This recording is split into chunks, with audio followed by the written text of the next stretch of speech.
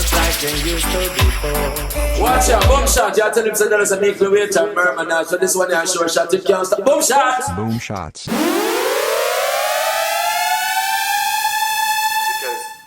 You know, when I work on these projects and I think about people like yourself, I think about people like Coxon, I think about people like my brother Carlton from Tamlins, you know, and it's a very big task. You know, today I was speaking to my brother Carlton from the Tamlins. He used to be really tough on me, you know, like, you know, you're singing in the wrong key, you know, that's the wrong key, you know. And, you know, he used to like rough me up a bit, you know. And when I started singing like Heads High and Nike here and those tracks, he was like totally upset. He was like, yo, how can I sing in that? You know, he didn't like that style of singing. So when he heard these records playing now, he's like, you know, I spoke to him today and he was like, yo, one of the wickedest voice me ever hear. And I was like, that's coming from like a perfectionist, you know? Yeah. That really hit me today, man, when he said that. You know, he said, "Lo," he said, you have something that's just incredible. And I was like, what is he saying? You know, I can't believe he was saying that. Well, you know, it's easy to be a yes man and to always say big up and everything wicked, but you know, the people who care about you are the ones that give you the real, you know, harsh critique because they want you to do better. And that is one of the reasons why I'm still around. You know, people seem to think that, you know, being around this long, you know, it's just jumping up in the studio and, you know, it's not easy because you have to be very humble, you know, with the people around you, and you have to be able to take the harsh criticism and make it into a positive, you know, vibration. I don't think a lot of people realize that you're related to a member of the Tamlins, because that's not something that you really mention in interviews very often. He's really co-signing this project now. Yeah, it was a blessing, man, to hear, you know, really, you know, because I grew up being a fan of, you know, Tamlins, Barrington Levy, you know, and these great singers, Sanchez, you know, Barry Simon, you know, I grew up being just fans of these great musicians, great artists. Yeah.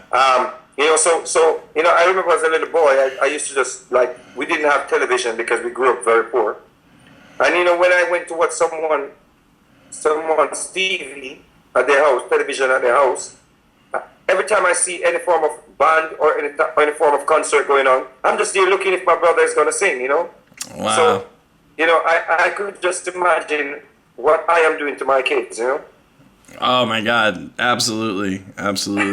You know, I've only had the chance to interview Sanchez one time, and I asked him how did he pick the songs that he would cover, you know, because he would draw for some out of the way tunes. It wasn't always obvious songs that he would choose to cover.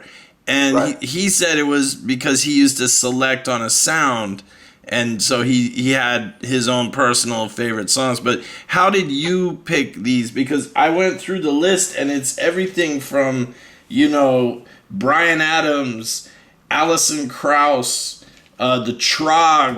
Wet. Yeah, I mean, like, Chris de Burgh. Like, how did you pick these selections? Well, some of these songs are songs that I grew up singing for, you know, girls to get their attention, you know, while going to school. You know, because I was not the best looking. And I grew up really poor. Sometimes I went to school bare feet. So it was basically my voice that I used to attract the ladies. So I would be singing like, you know, Lady in Red during breaks time. And I speak about this all the time when I do interviews, you know, how I get my start and what inspired me. So, you know, it was songs like these, like Time After Time, and these songs, and Luther Vandross, There's Nothing Better Than Love, Luther Vandross and Gregory Hines, There's Nothing Better Than Love. You know, they used to just react, you know, to when I'm singing. So these songs have lived with me for years. You know, when I started working on this album, you know, Frenchie was like, you know, I started sending him tracks, and he was, you know, because Frenchie's very skeptical about me singing, you know, so... when I started sending him track, he was like, but wait, it sounds good, you know? And he sent me Love Is All Around. And I fell in love with the track the same night. And I went to Cleveland and I said, you know what? I want this song to be like Red Red Wine with UB40. You know, I just want to make it that vibe. I want to make it that vibe where you can feel like you want to go on a vacation, like you want to be on a cruise, you know?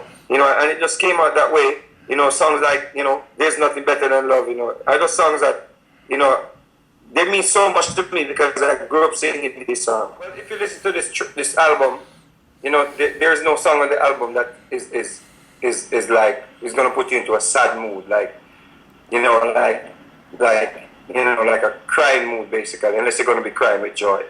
And we did it on purpose. That was on purpose to make the album just happy songs. Right. You know, songs that speaks about love.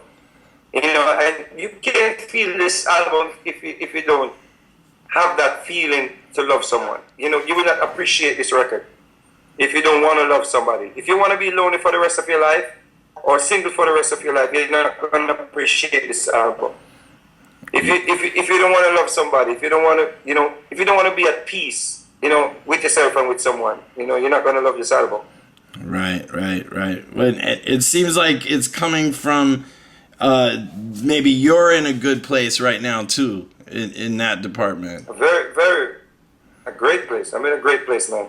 I could not sing these songs. You know, I've already done those songs. You know, and some of those songs we didn't even release. Like, you know, we were at a place at one point where we were singing like Rise Again in those tracks. Yeah. And it was important at that time. It took away all the bad energy. So songs like Rise and those songs, they're not even released.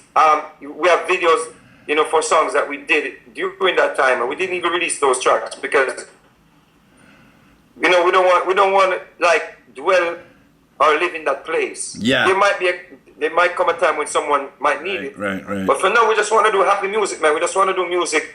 I just want to like be like what Taros, does on a stage. Yeah. And what Sanchez does to the ladies, and what Barry Salmon does to the ladies.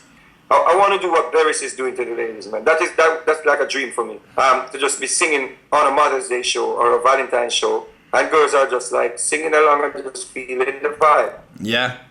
People, you know, that did not hear the album were very skeptical because, you know, it's not easy to sing so many songs on an album and does not come off as cheesy or karaoke or, you know, there might be songs on there that people is going to think that of.